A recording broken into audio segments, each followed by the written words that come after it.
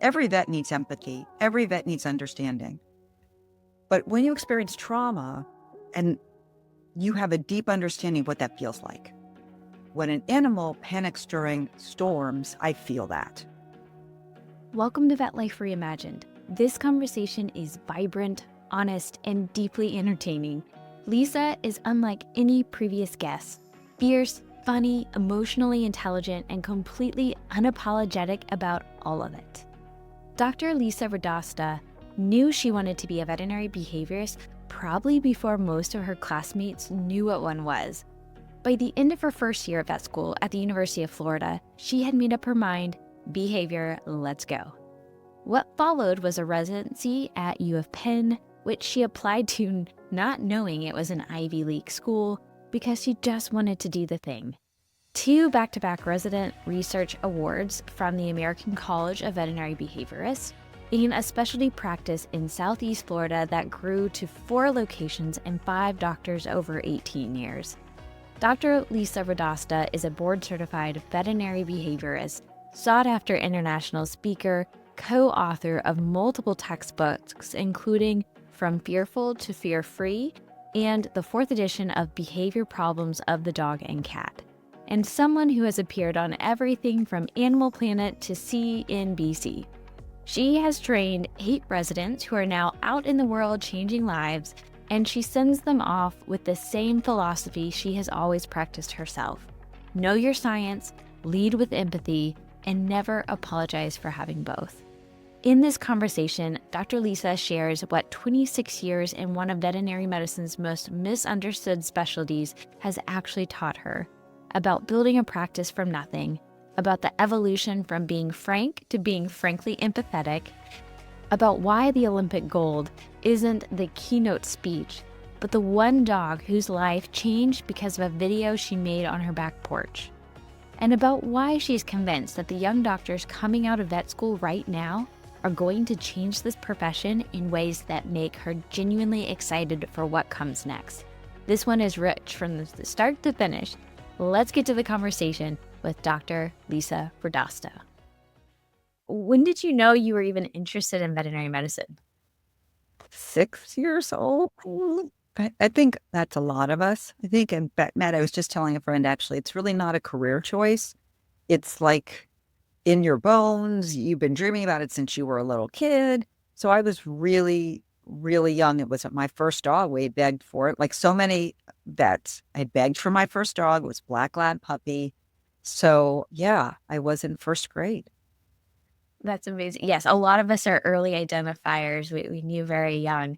So like you said, a lot of times I think we're just like born this way. I don't know how to explain it any other way.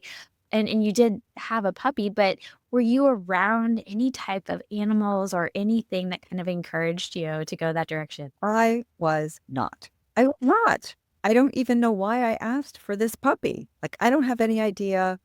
My mom didn't buy me, especially books that had dogs in them. And we didn't have a dog. We lived in an apartment. Our neighbors didn't have a dog. I have no idea. But I really wanted this puppy. And I think that, again, many of us, many human beings, much less veterinarians, when you're in a traumatic situation, which my childhood, I don't know if it was traumatic, it was tumultuous and chaotic and on and on. And there's this dog, right? And so in every space in my life that was chaotic and traumatic as a little girl, there was this dog. So really, there was almost no other way I could imagine developing except to want to give back to animals what they had given back to me. And it wasn't just that one time. At every dark spot in my life, there was a dog. Now, I have a cat lying at my feet.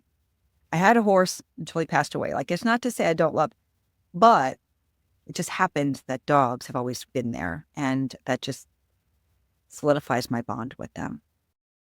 Well, speaking of the human-animal bond, you had that unique experience growing up. And jumping ahead just a little bit, I usually like to stay a little more linear, but I love foreshadowing too. So now you're a behaviorist, and I believe that behavior is one of the largest impacts to the human-animal bond. It really can. So when you look back in your childhood, is there anything that you can remember that now being a behaviorist that kind of foreshadows you going that direction? Yeah, that first dog, there was this English trainer. I don't remember her name, but she used to say, Walkies, you have to be pretty old to remember her. I insisted that my mom, we didn't have a lot of money, but I insisted that we get this book and I would train this poor lab who was probably like the most patient dog of all time because I was clueless. So training animals was really fun for me. And that went on with my horses. And then as I got older, I showed my dogs.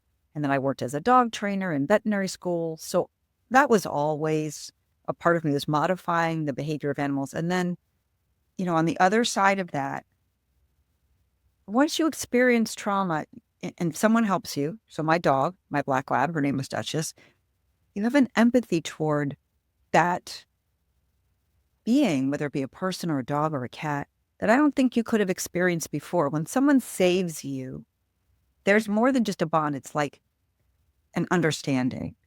And I think that has also carried me through with behavior. It's not that every vet needs empathy. Every vet needs understanding. But when you experience trauma and you have a deep understanding of what that feels like. And so when an animal panics during storms, I feel that, right? Whereas maybe an internist experiences something else in their own life that allows them to have empathy. But when you experience it, then you see it in the innocent animal, you feel compelled to change it, like you have to change it. You know what I'm saying? Mm, yeah. That's very interesting that you also did some dog training, and the podcast episode that I listened to that you were on, it was sounded like a very good friend that you had known for a long time, and she was a dog trainer. So what was it that directed you towards vet school instead of like dog trainer? Yeah. Well, you know what? That's such a good point because I never thought I would be a dog trainer. I love teaching animals, Mm. but I don't know why I didn't go toward dog training. I mean, this is getting into deep personal stuff, but my mom always told us just, some basic Italian momisms. One of them was don't move from your mother's house to your boyfriend's house. It actually was her father's house to your boyfriend's house, right? So that's advice from mom, Italian Catholic mom. And she also said, always make your own money. And she also said, you're going to college. It wasn't like I'd like you to go because she wanted all the things that she did not have.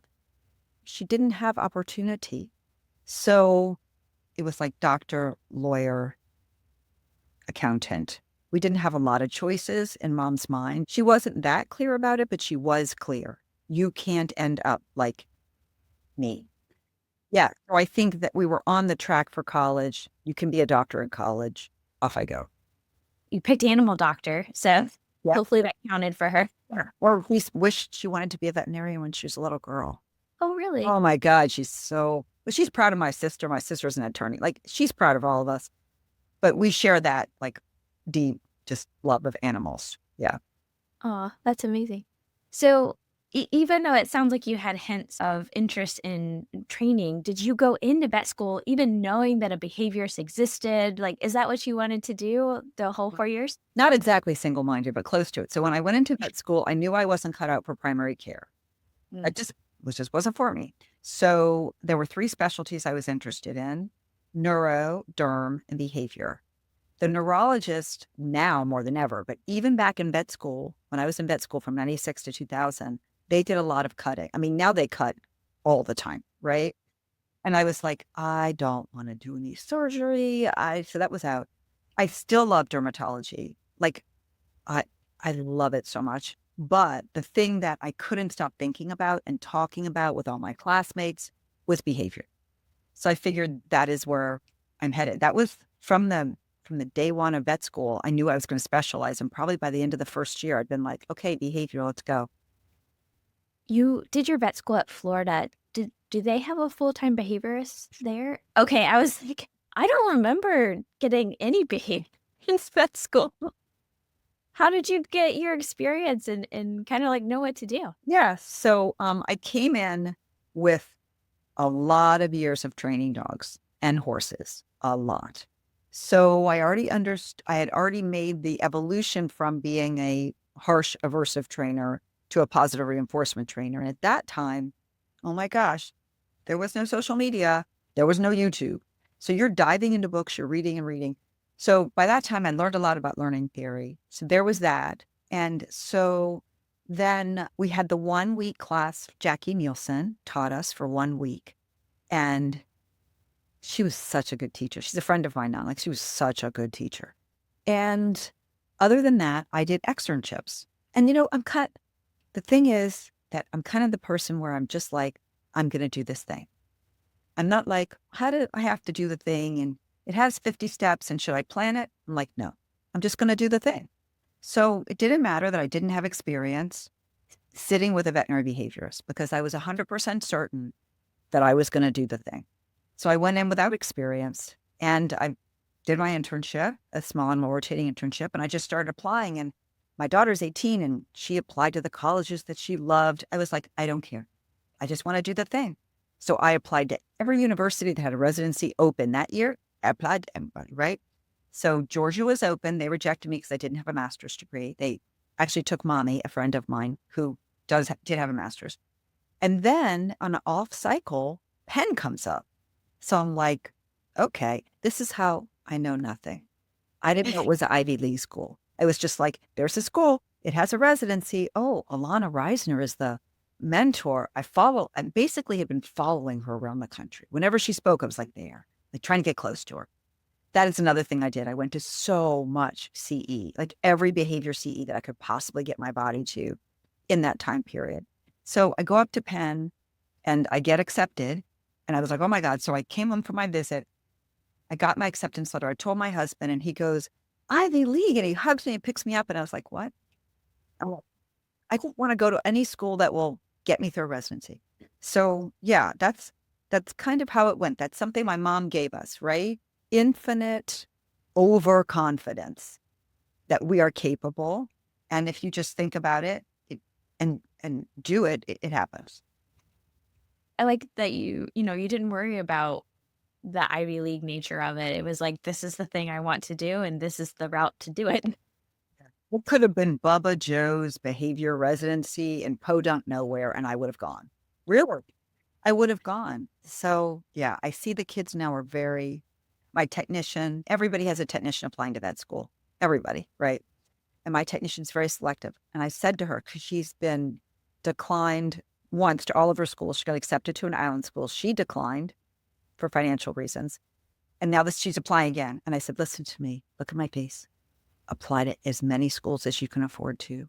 Cast the widest net. What difference does it make what state you're in? Who cares? Get your degree and get out. And she's like, okay. But that's how I felt. Yeah. So did you have to move for that then to go? Yeah.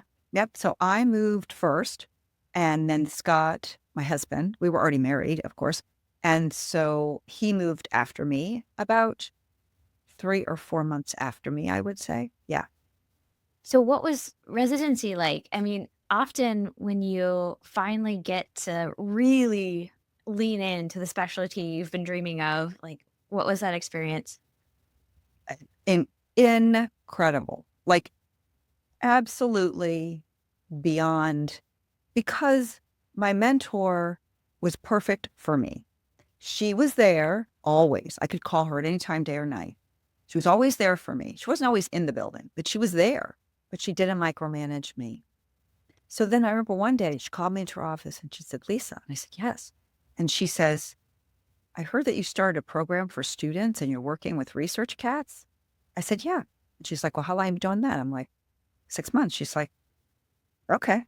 Like, it was just one day. You want to do the thing? She would let me do anything. I rewrote our questionnaires with our technicians. With our technicians, I rewrote all of our handouts. She was there as a safety net, like I wasn't going to hurt anybody.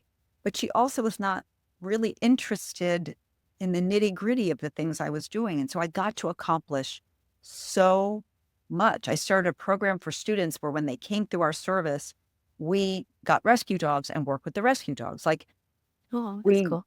improved the lives of the research cats. It was just amazing. Amazing. Yeah. It sounds like you are also starting to learn even the other unique things that you enjoyed. It sounds like you might have really enjoyed mentorship or teaching? Any other things you're kind of realizing about yourself and your own interest? So what was I realizing about myself? I knew that I loved, like I was doing what I loved. I think the special part of that, besides being at Penn, was that I had my heart dog at that time, Sweetie, my Rottweiler. And so when Scott stayed in Florida with the other Rottweiler and the cat, and I took the horse and Sweetie up to Pennsylvania. And so I got 3 months before he moved up with my dog in this little tiny apartment in Philadelphia. And those were really special times. Like we watched a lot of Sex in the City together.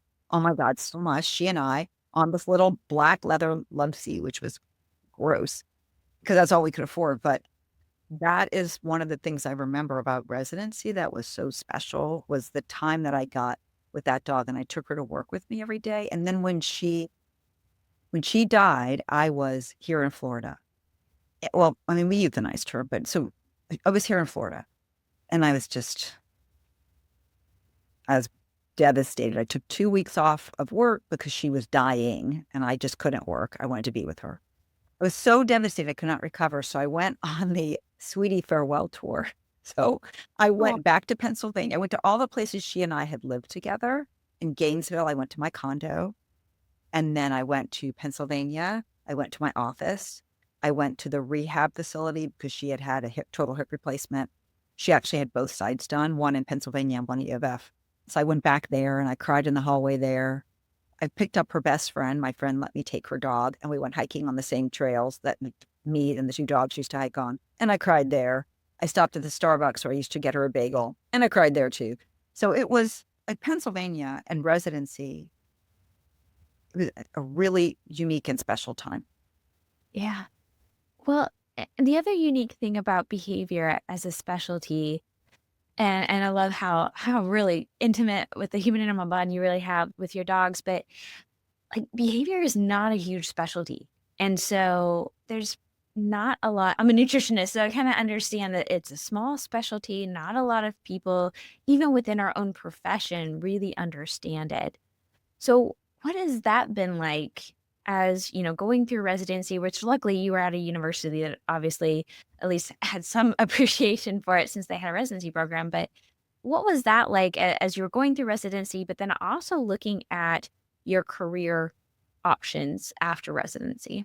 Yeah. So, well, I mean, there's two aspects to that, right? There's the aspect of what would I do? I always knew I wanted to be an entrepreneur and that I would work for myself. I don't like to be bossed around. Better for me to be the boss. It's fine. So again, I came out. I knew what my business plan was. I started my business. I went back to the doctor that owned the practice where I did my internship.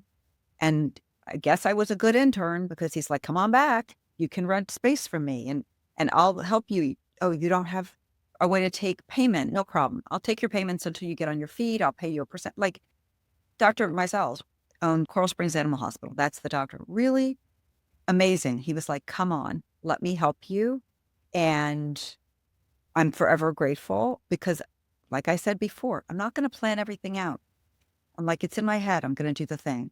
It turned out to be a 4-location, 5-doctor practice at the end, when we finally ended 18 years later, ended that big practice. So that part, I don't worry about it. I know I'm going to be okay, right? Then the other part, I think, is the battle. And I know you experience this as a nutritionist. It's the battle for legitimacy. And again, we're getting real personal on this podcast, but one thing that my Italian Catholic father taught me was to fight, right? And I tell people in our house, I was born with my fists up and the motto was kill or be killed. There was a lot in my house. So I don't go home because some of my colleagues uh, they feel beat down. Why don't we get the same respect as an internist or a surgeon? Why are people who are using shock collars held up as the leaders of behavior and how to teach animals? Like when we are doctors, et cetera, et cetera. You know, I don't feel that way. I'm right. I got science on my side. And I have no problem debating with anyone. And I know that I won't change everyone's mind. And that's okay because I have science on my side and I have ethics and humanity, right? Of how you treat animals on my side. So I don't feel, thank you, Dad. I don't feel discouraged. I just feel like every day I get up, I get my Wonder Woman shield and I put my cape on and I crusade for this specialty. And there is no one when I'm in that, when I've got my superhero suit on, there is no one that can intimidate me. I will not stand down. This is legitimate. My residency was rigorous. The board exam gave me diarrhea for 2 days. I published 2 studies. Okay. I did it. I wrote my research grant, like all of it. It is legitimate. I base my practice on science, not on my opinion. I have opinions, but that's not what guides my medical treatment. Those are the nuances that I present to clients, my opinions. I remember standing in ICU at Dr. Meisel's hospital because I sat when I saw cases there right near ICU, which I loved. So there was this visiting doctor from Toronto, of all places. And I had my stethoscope around my neck because I examine my patients because I'm a doctor, right? Some of them I can't, I get it. But so I had it around my neck because that's how we store things as vets. And he approached me and said something like, "Oh, you're the vet behaviorist. Is that stethoscope just for show?" Again, things are reflexive from your childhood. And I just, without even thinking, just gave him everything with both barrels. The technicians are just standing there like, here she goes again. Here she goes. But I just am not going to be treated that way. And they do it to nutritionists too. And it's awful. It's awful. The specialty is very lucky to have you. I think you do. You have to have the people that are just ready for battle sometimes. I hate it that that's that way, but sometimes it comes in handy when you have to fight for your value and do what you love to do. So when you were building your service at the clinic, what was the first approach? What was maybe the, because you do the thing.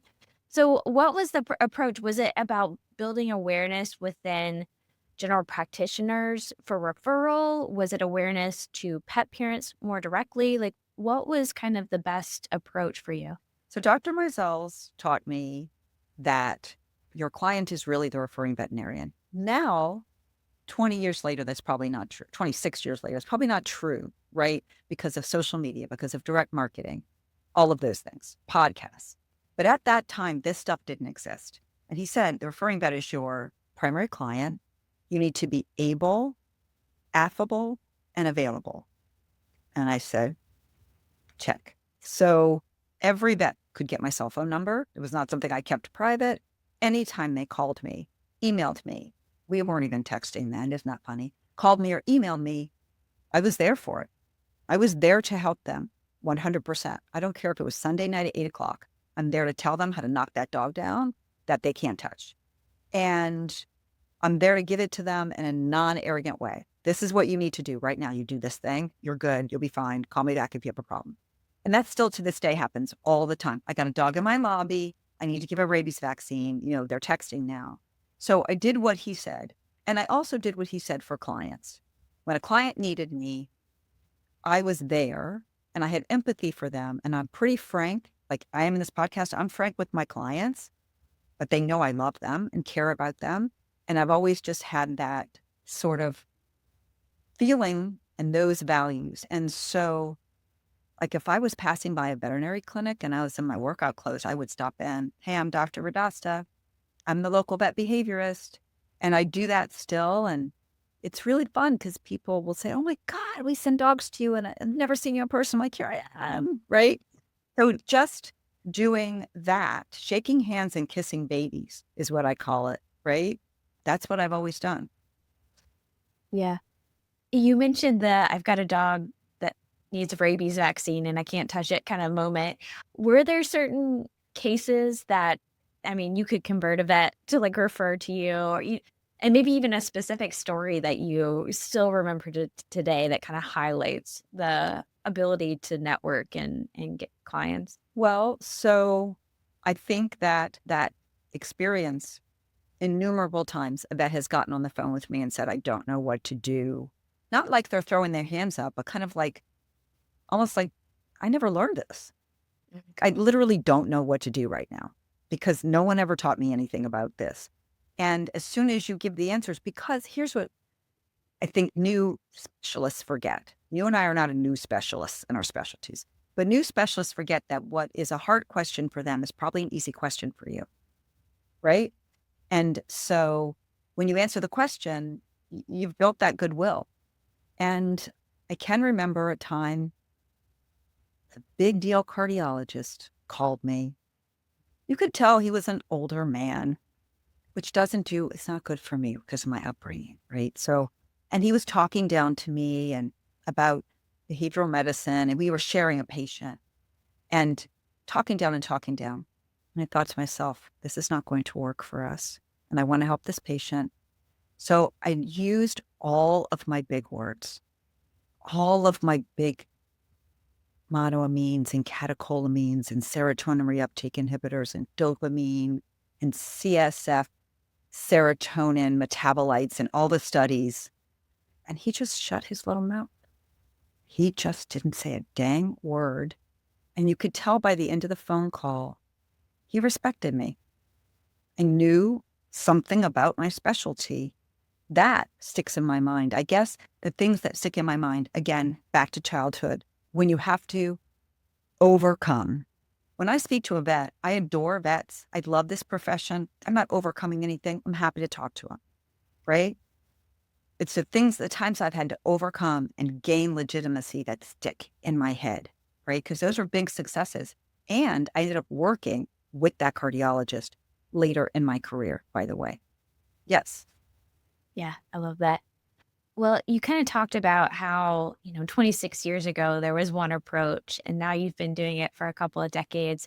What have you seen that has changed in veterinary behavior in general, but like specifically for you personally? What have you kind of watched evolve and how you kind of changed in your career?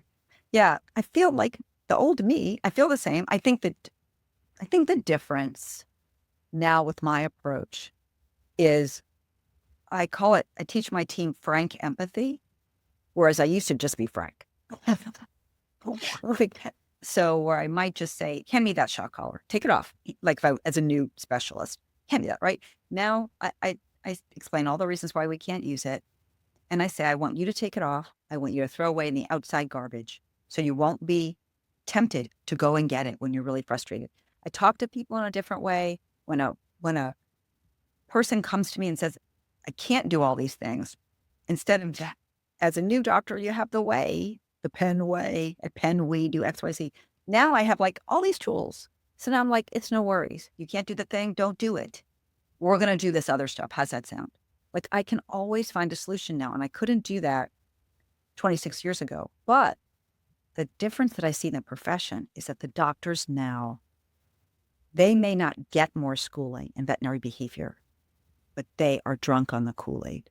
The young doctors know what is humane. They know what is kind. They don't know the name of it. They may not know how to execute it, but in their hearts, they know it's not right to sit on top of a 10-year-old dog with arthritis on a hard, cold floor and try to get blood from it.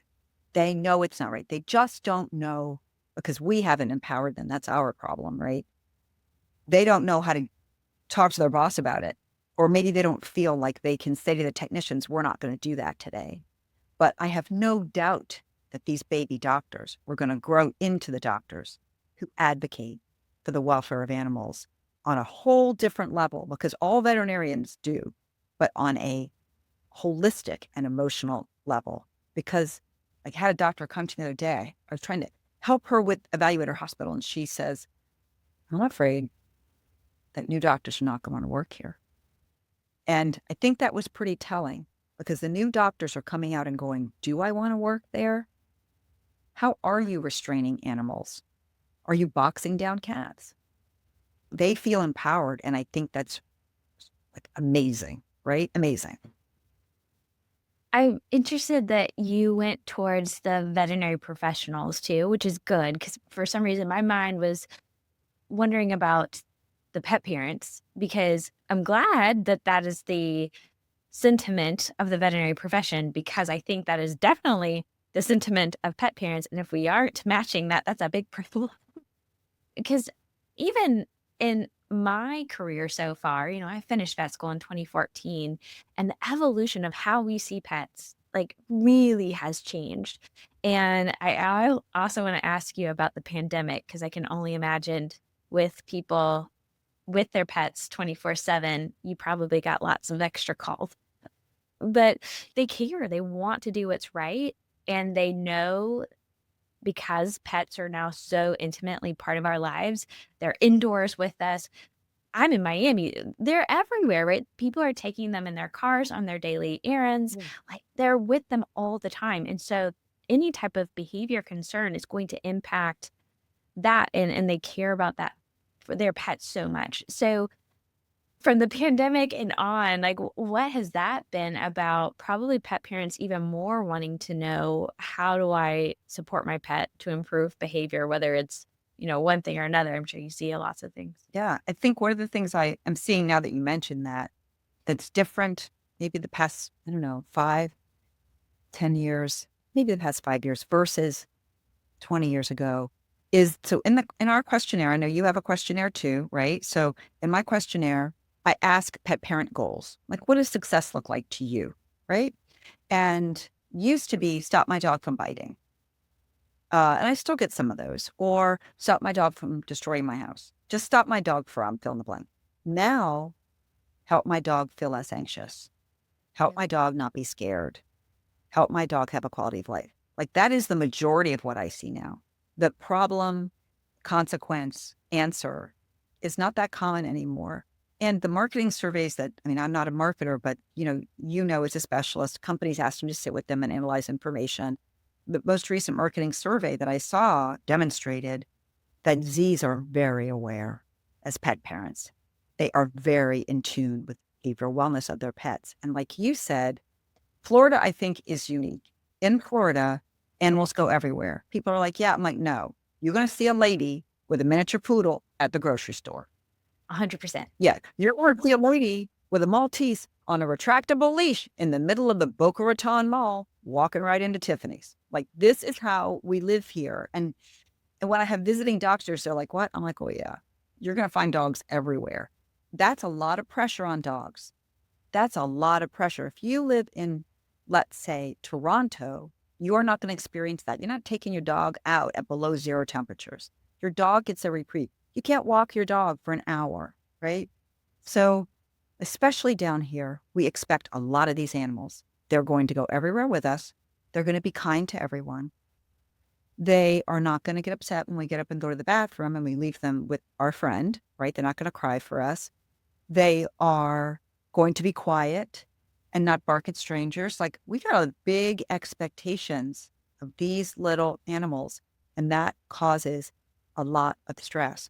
Another thing that I don't think is that different now than before, but I talk about more now, is the mismatch between the animal's needs and the client's wants, the expectation reality mismatch. I mean, that is real, and it causes a lot of frustration for the animal. We've been talking about dogs, but cats especially, and for the pet parent, right? Is that mismatch, because not all animals are meant to go to restaurants, right?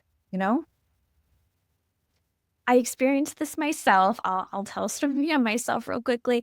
So, my first job out of my residency was working at Royal Canin, and so I went to work in the headquarters outside of St. Louis, and they have a pet in the office policy. You can bring your pets to work. And so I had gotten a puppy, sadly, a month after my marriage, and I'm not sure if that was the best decision, but uh I'd gotten this puppy, Great Dane puppy. I was so excited because I had not had a pet in a while because I was moving around a lot.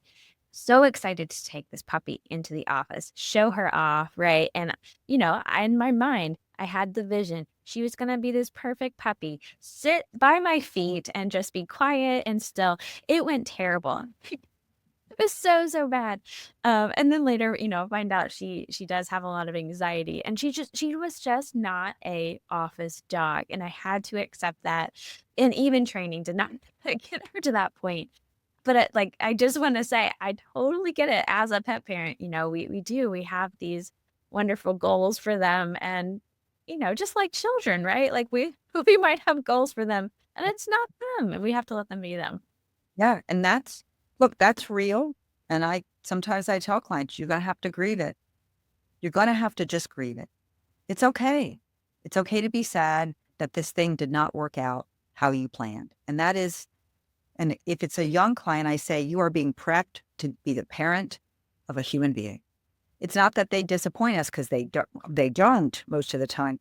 It's that you have an expectation as a human being of everything in your life, everything, that your car will start, that your partner will behave a certain way, that your animal will behave a certain way. And when those expectations do not match with reality, that is where stress lives, in that space, right? And sometimes clients are like, thank you for giving me permission to not walk my dog. So for dogs who are reactive and people that have yards, I'm like, why are you walking your dog? Like, tell me what is driving you. Sometimes they want to walk and that's their only exercise. And then we find a pathway. But if they're like, because a dog trainer, or it doesn't have to be a dog trainer, my friend told me dogs should walk. I'm like, yeah, in the backyard. Go in the backyard, right? They want to let go of that expectation. Sometimes we as vets are just like, no, it's okay. You don't have to do that. It's okay. Yeah. So because this podcast, I try to help people start to spark ideas if they are looking for the next step or just, to grow in their career in veterinary medicine. If someone was, let's say they're already a veterinary professional, could be veterinarian, veterinary technician, what would you recommend if they wanted to pursue more about behavior? Like what are the best places to start? It doesn't necessarily mean that they go and get a residency in behavior, but what do you think if somebody in practice was interested in behavior, what are some of the best things that could actually revolutionize just the way they practice in general? Yeah. I was just talking to a friend of mine in general practice about this like a week ago. At first, I would decide what is best for you. So I wish that as a baby doctor, I had written a career mission statement, but I didn't do it until many decades later, because that will bring you back to what is really important to you. So do you want to be an expert? I knew I wanted to be at the top of my game. If you want to be an expert, you got one path. You need to go do residency. And I don't care what you think you can't do. You can do a residency. If you got through vet school, you can get through a residency. It's not any different. It's actually easier because you're practicing and you're not opening books and drowning in formaldehyde and cow poop and everything else every day. So just go do it. You're telling yourself you can't do it. I get it. But you can do it. You've got all the excuses and they're legitimate, but you still can do it. You can find a way. You don't have to travel like I did. University was best for me. I needed the structure. I wanted out in 3 years, but there's all these different ways to do residencies now. So you can do it. Let's say you don't want to be an expert, but you're really like, oh my gosh, you enjoy this stuff.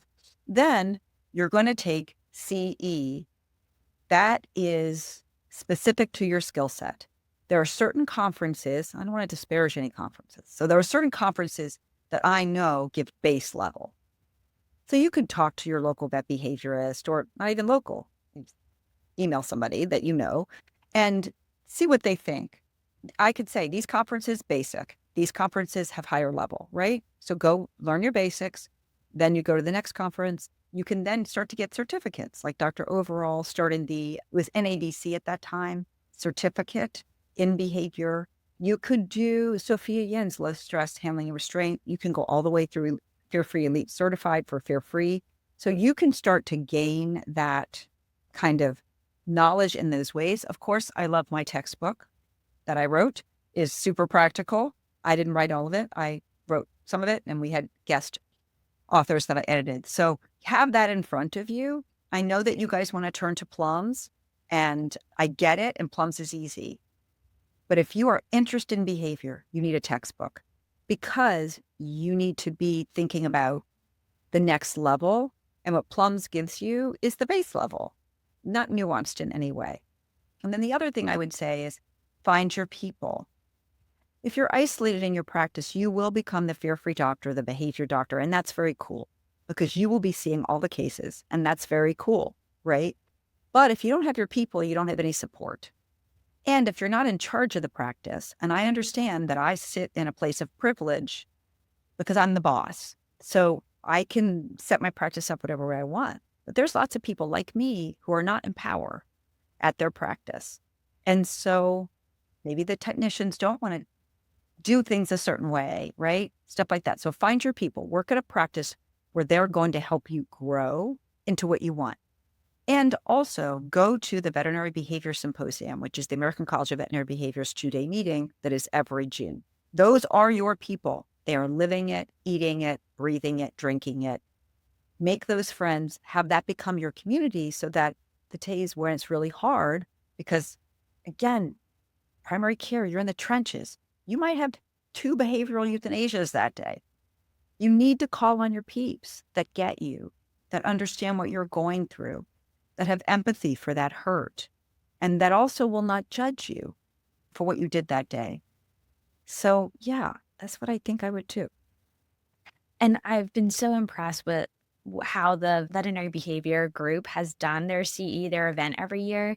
It's virtual and in person. I always encourage people, if you can go in person, go. It's a lot easier to network and really soak it in.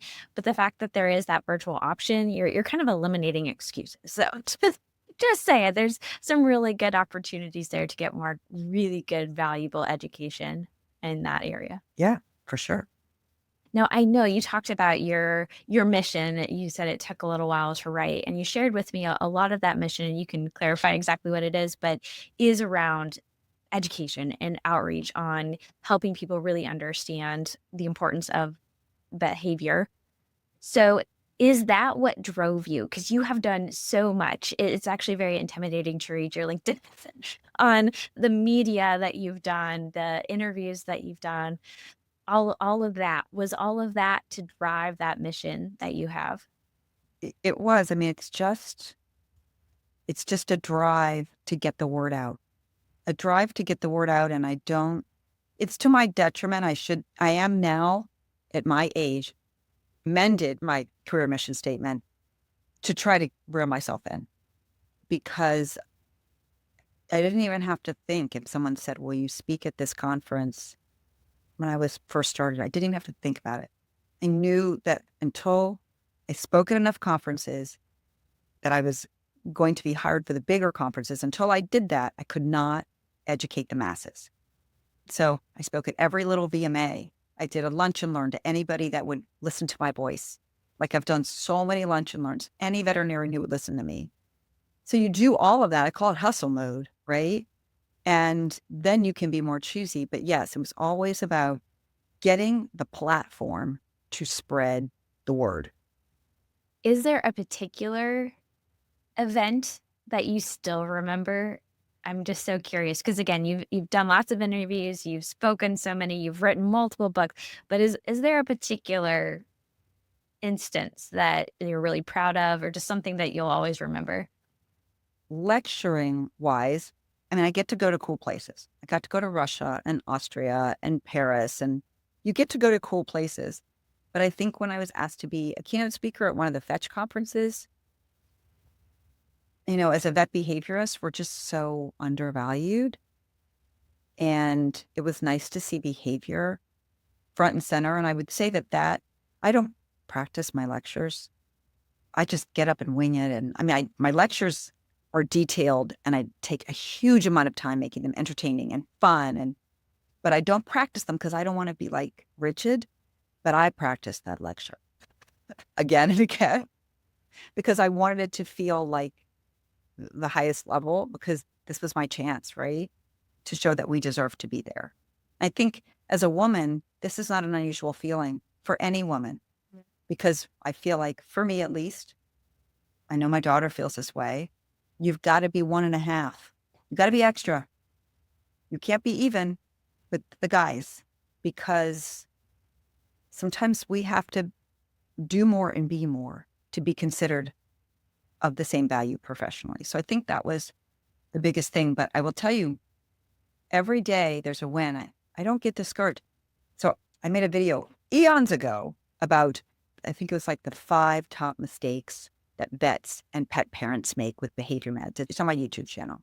I do like a long form video once a month. It's like 5 minutes or whatever. So one of them was going too fast with meds doses. Start slow and low, always. So then the other day, I posted a research post. On Sundays, I do the research post. Fluoxetine versus Reconcile. This was a poster, hasn't been published yet, looking at the difference between the generic and the brand name. Every vet behaviorist knows from the original Elanco FDA approval study that there's about a 15% difference in bioavailability between generic and brand name.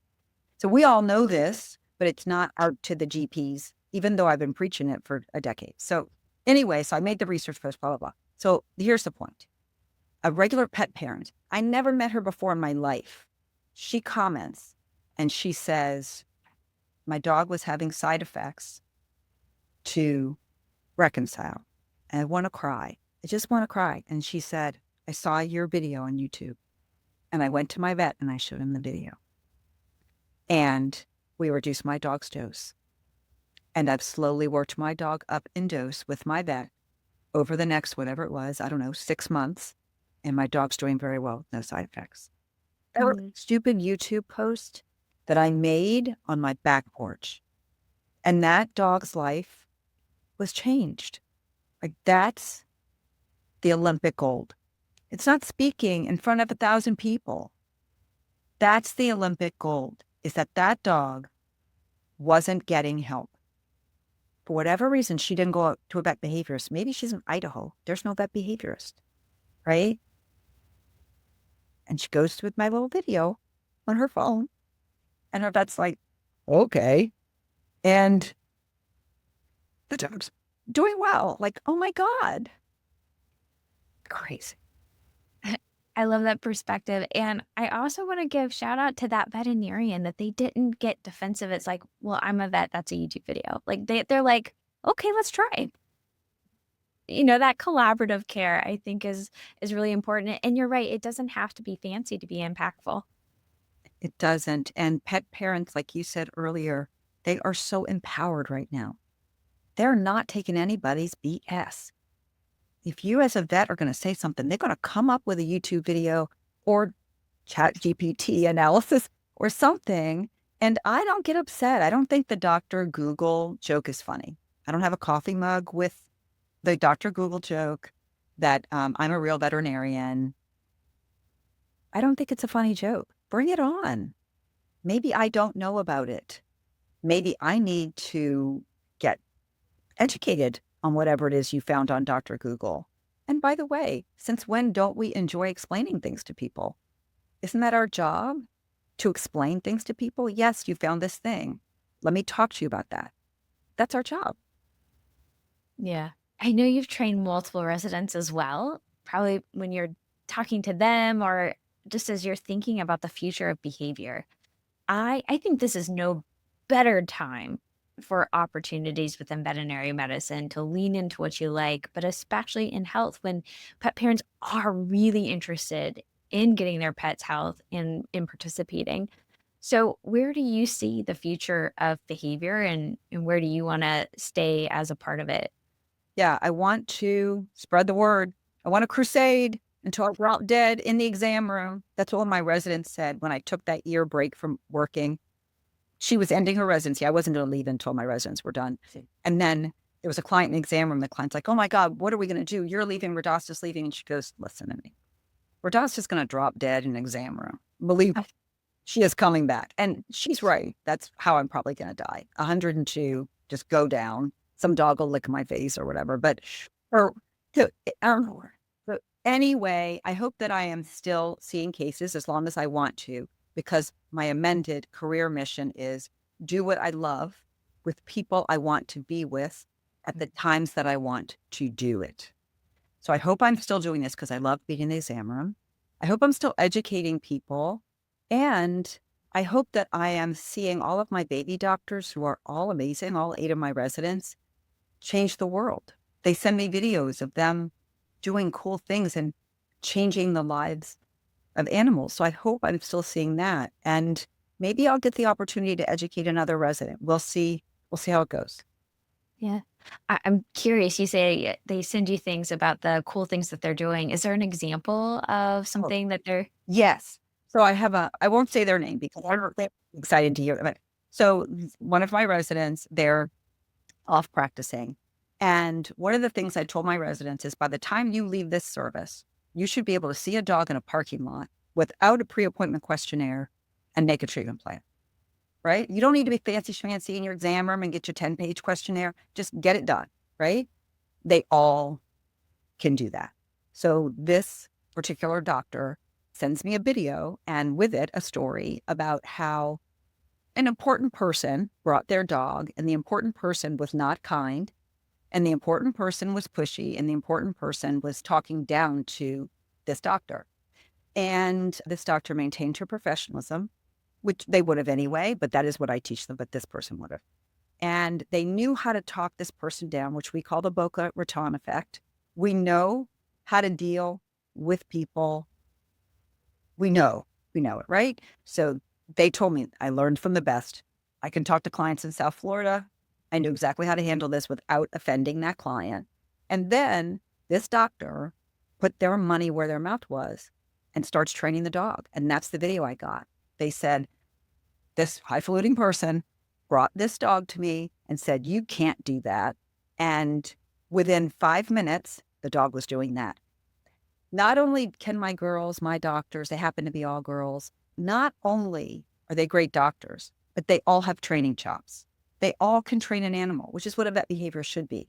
So that kind of stuff, I'm just like, dang it, I'm so proud of you. If I can say, I am so proud of you right now, because some doctors would be intimidated by the big highfalutin person. Some doctors would have frozen. Some doctors would have been defensive. But this doctor knew, number one, their skill set.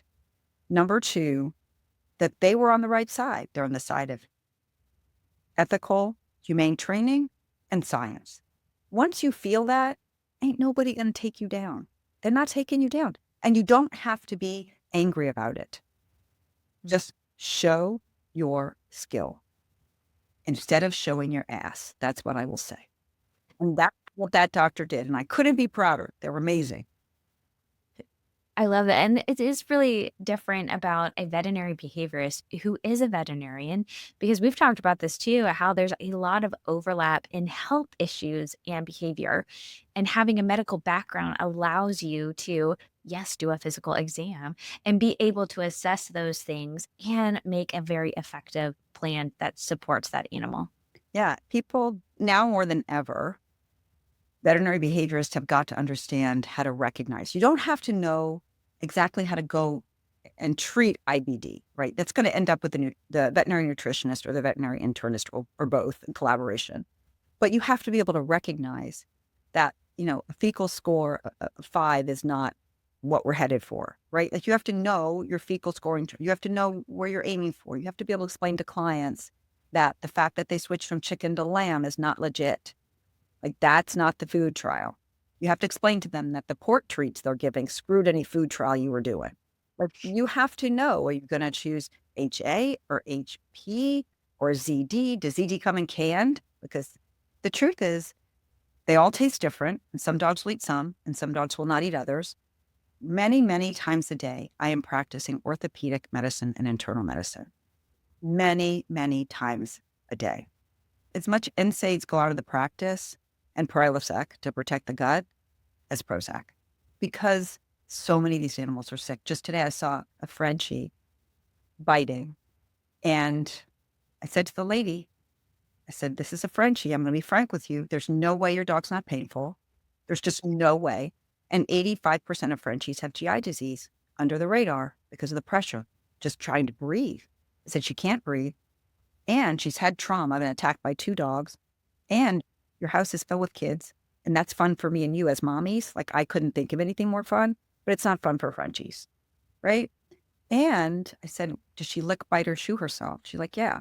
Like, and put on top of that, she's got some dang allergies. Right. Like we got problems. If you can't recognize, if you're just asking about behavior, you're going to over medicate a lot of animals. A lot of animals. Think. Yeah. Well, I've asked you tons of questions. Is there anything that I haven't asked you that you like to talk about with your own career journey or you think the veterinary profession should know? I just want young doctors to know, number one, yes, you can make a living in behavior. and make a good living, and I made a good living before I closed the big practice. Don't let anybody make you think that you're going to starve to death as a vet behaviorist or a nutritionist, by the way. You can make a good living.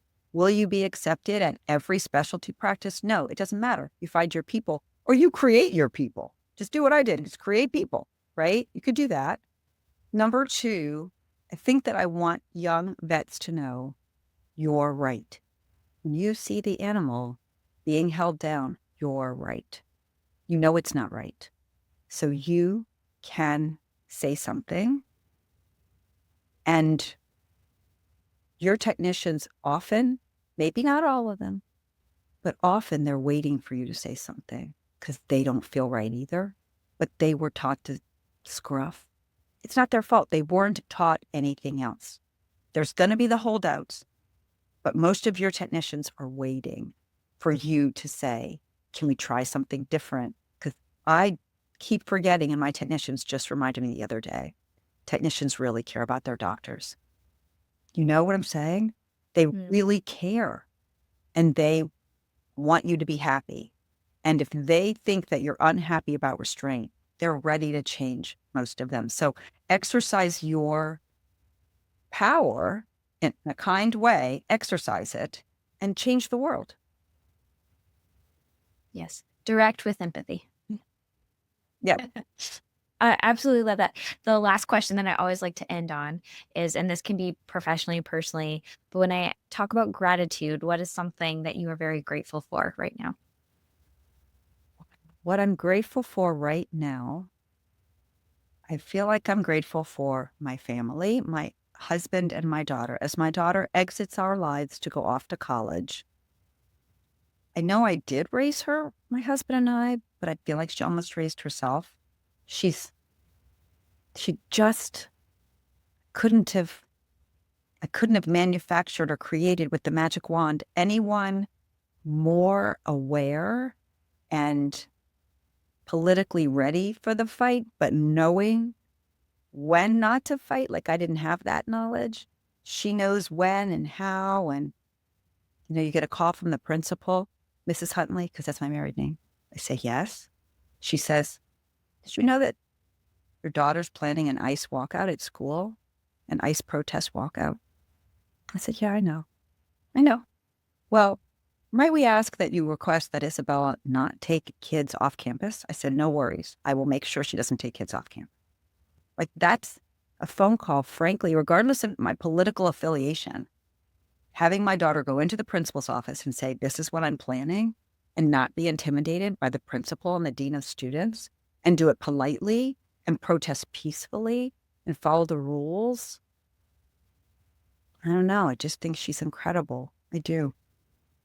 Ooh, watch out, world. Here she comes. So I'm so curious. Does she have interest yet? Does she kind of know what she wants to study? She wants to be in film. And so she's going to Savannah College of Art and Design. She's getting a bachelor's of fine arts in film. And we're just behind her 100%. I will tell you, again, honest empathy. When she said she wanted to be in film, it's like, okay, I'm behind you 100%. Let's go. Let's go to the arts middle school, the arts high school. Let's go, right? I said, but just so you know, you are going to end up living in your car at some point. We're like, are you ready? She's like, Mom. But it's true. You're going to be homeless. I'm like, Ryan Reynolds was homeless. Okay. She's like, it's okay, Mom. I'm like, all right. But yeah, she's on her way to SCAD. I'm extremely excited for her. I told her that I'm going to wear a sequin jumpsuit to the Oscars. So she can't invite her partner because I'm going to buy the jumpsuit. So I want to go to the Oscars. She's like, Mom. That was Dr. Lisa Radosta, and I'll leave you with the career mission she landed on after 26 years. Do what I love, with the people I want to be with, at the times I want to do it. Simple, hard-won, and completely worth fighting for.